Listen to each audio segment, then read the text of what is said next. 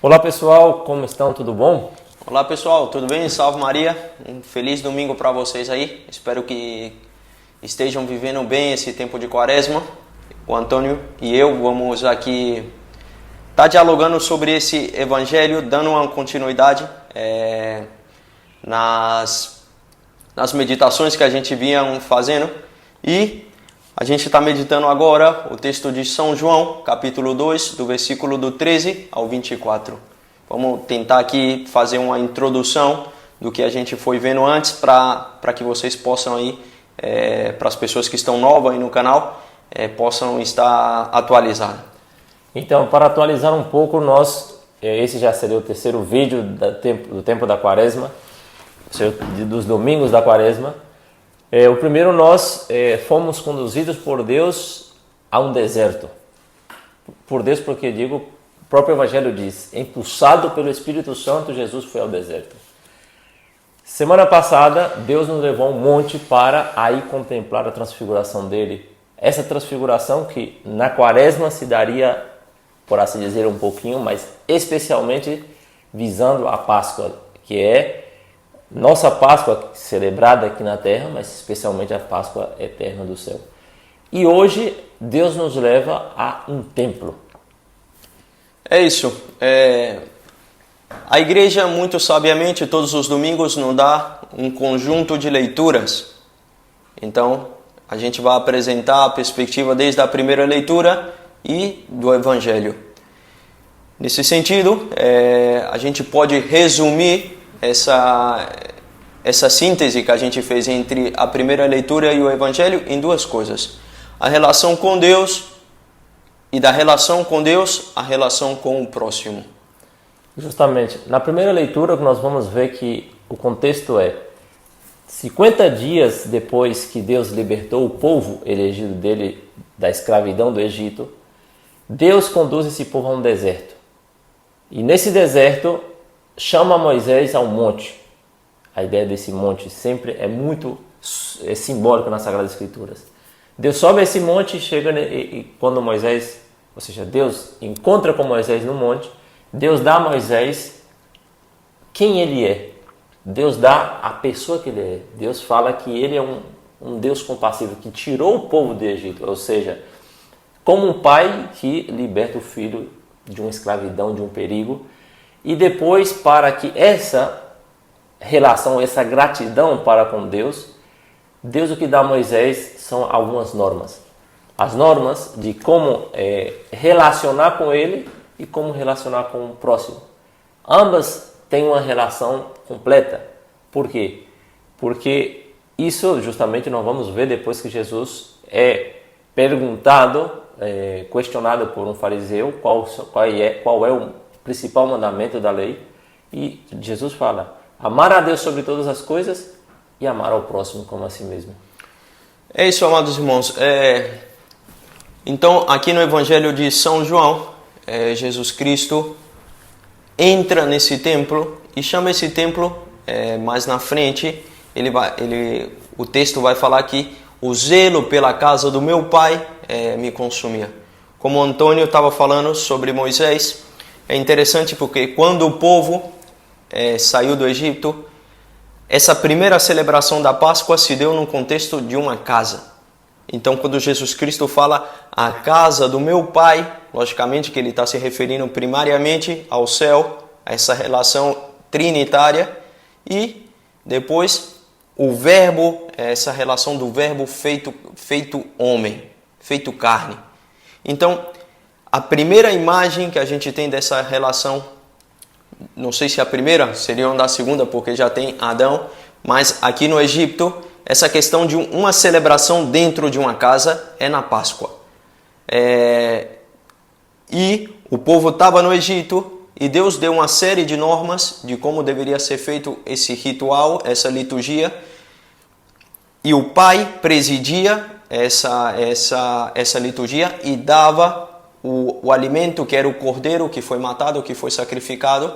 E logo em seguida passaria esse anjo exterminador, a casa já estava marcada com esse signo do sangue na porta, que impediria que esse exterminador entrasse.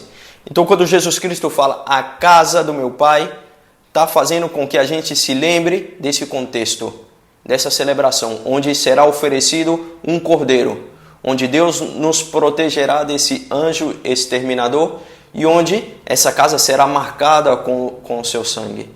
Então, o templo é nada mais, nada menos do que a casa de Deus, onde Deus oferece para o homem essa oportunidade de entrar em uma relação com o próprio Deus.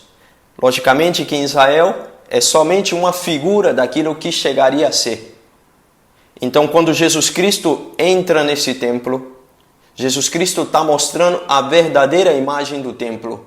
O templo agora encontra a sua plenitude nele. Porque quando Moisés, no monte, tem essa visão do templo e de como o templo deve ser feito, Moisés não via nada mais, nada menos do que o próprio Cristo. E por isso que o templo estava medido, as medidas do templo eram feitas com codos, ou seja, proporção humana. A proporção do templo era tirada do corpo humano, mas especificamente do corpo de Jesus Cristo. Então, esse templo, nesse texto de São João, no capítulo 2, é o segundo templo. Foi feito depois da destruição do templo de Salomão. Como se revelou que o projeto de Deus era fazer que o homem também se tornasse um templo por meio dessa participação desse corpo de Jesus Cristo. Jesus Cristo é o templo perfeito. Nele habita o Pai. Por isso que Jesus Cristo vai falar a Filipe: tanto tempo está comigo, Filipe, e ainda não me conheceis? Quem vem a mim, vai ao Pai. Então Jesus Cristo é esse templo elegido por Deus.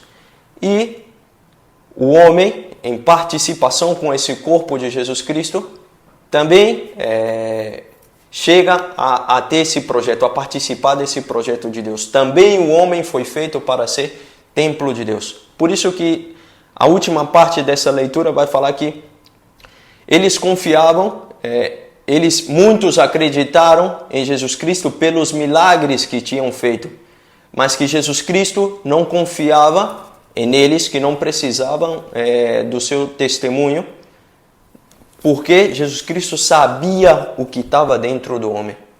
Então, aqui apresenta essa perspectiva de que havia que ter alguma coisa dentro do homem.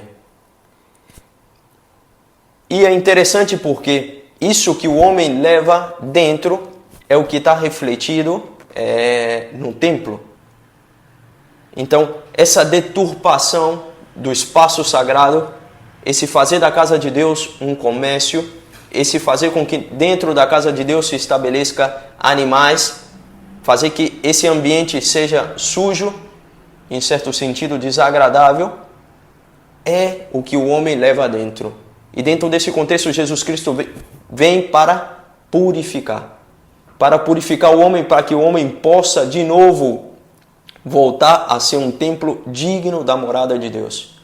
Então, o que está acontecendo nesse contexto do templo do rei Herodes é que o povo se estabeleceu no átrio, e o átrio era um lugar de purificação. Só que eles fizeram da casa de Deus um lugar de contradição. Fizeram da casa de Deus um lugar de comércio. E por que isso é errado? Porque ao fazer da casa de Deus um comércio, você perde essa outra imagem, que a casa de Deus é a casa de Deus é a casa de oração, é a casa onde Jesus Cristo, onde o homem se encontra com Deus. Não é uma casa de comércio. Então, a imagem perfeita por como é essa palavra? Autonomase? Perfeição. A palavra por... agora me perdi. Excelência. Né? Por excelência do templo é casa de oração, casa de relação com Deus Pai.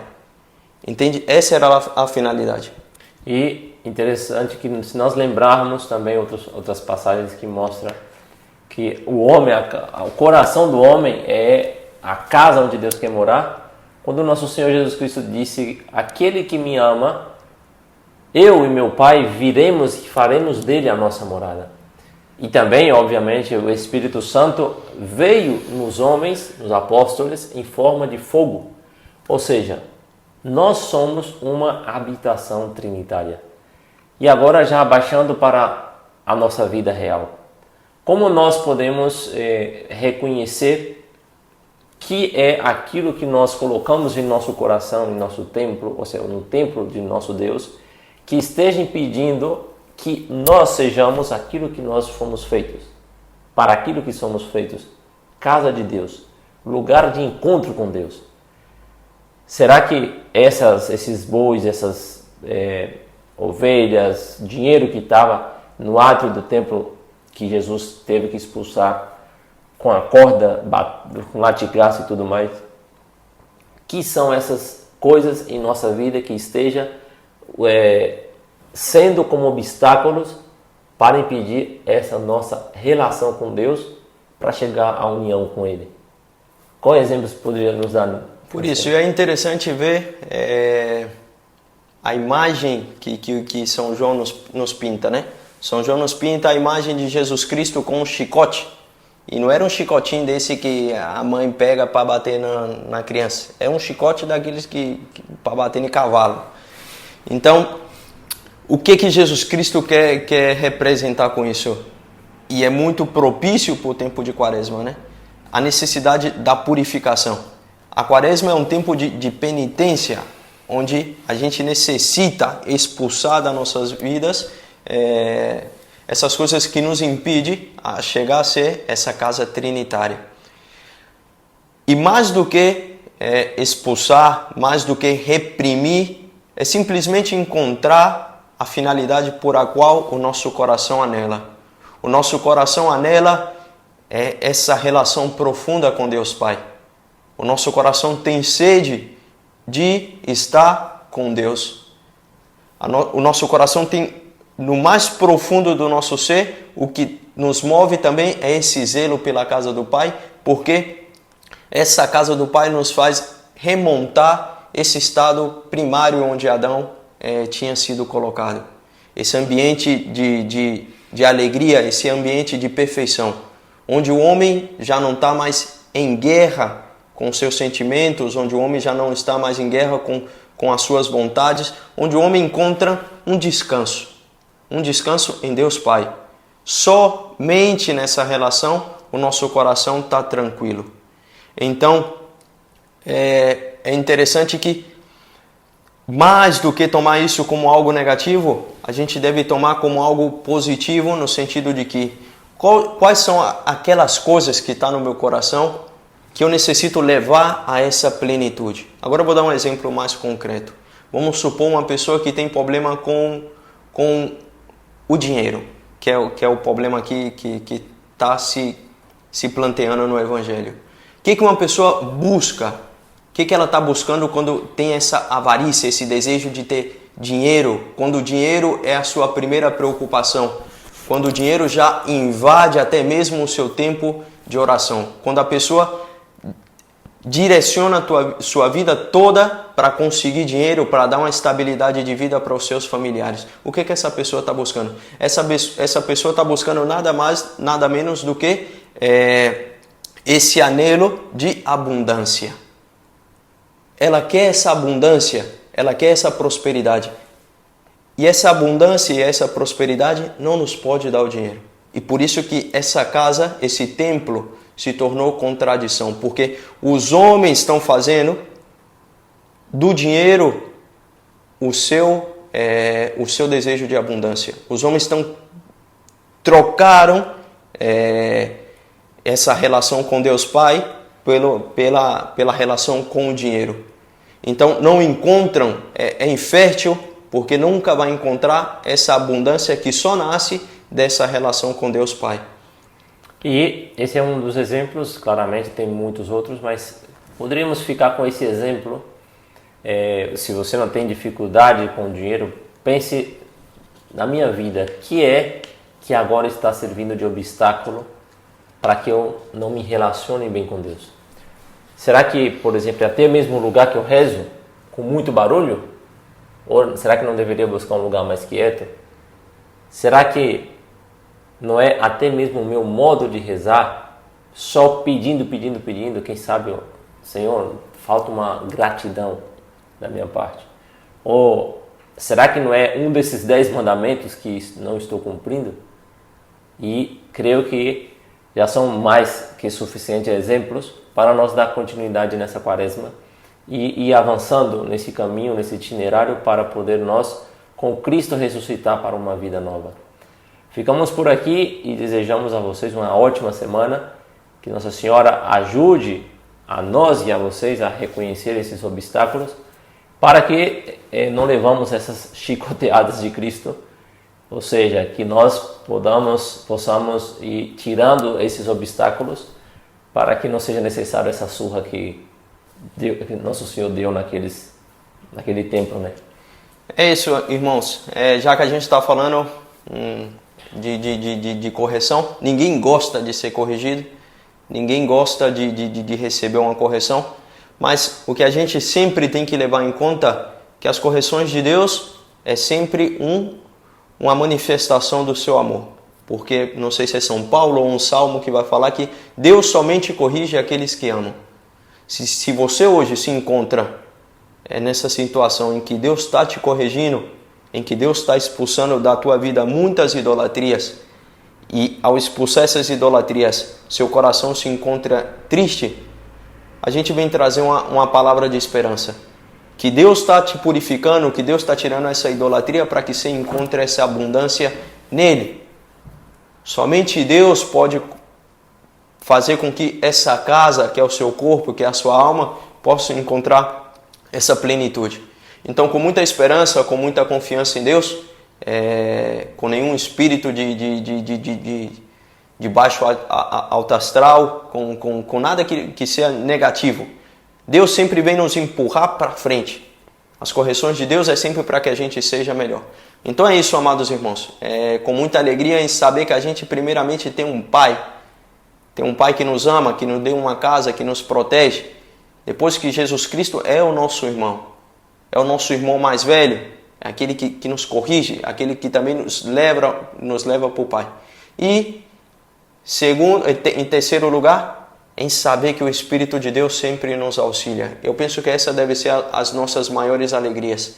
Em saber que a gente tem um Pai, que a gente tem um irmão e que a gente tem um Espírito. Que somos templos e morada dessa Santíssima Trindade. Então isso deve ser a nossa riqueza e esse deve ser a nossa maior alegria. E outra alegria maior que temos aquela que todos os dias nos dirá: faça tudo o que meu filho vos disser. Salve Maria, pessoal. Tchau, tchau, irmãos.